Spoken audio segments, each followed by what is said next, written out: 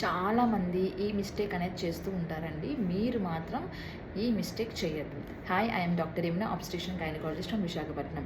చాలామంది ఏం చేస్తారంటే లాంగ్ జర్నీస్‌కి వెళ్ళినప్పుడు వర్కింగ్ ఉమెన్ వర్క్ ప్లేస్‌లో, స్కూల్ చిల్డ్రన్ స్కూల్స్‌లో టాయిలెట్స్ యూజ్ చేయకుండా గంటలు టాయిలెట్ యూరిన్ అనేది ఆపేసుకుంటూ ఉంటారండి.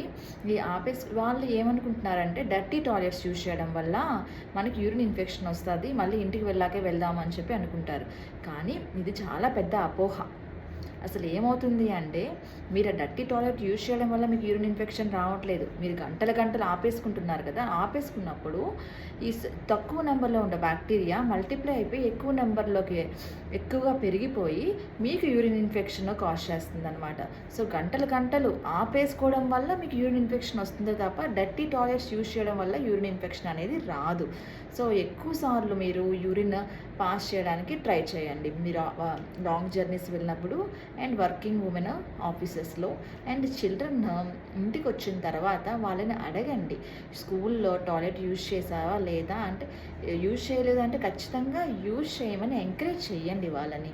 అలానే ఇలాంటి జాగ్రత్త తీసుకుంటేనే మనకి యూరిన్ ఇన్ఫెక్షన్ అనేది రాకుండా ఉంటుంది. Thank you.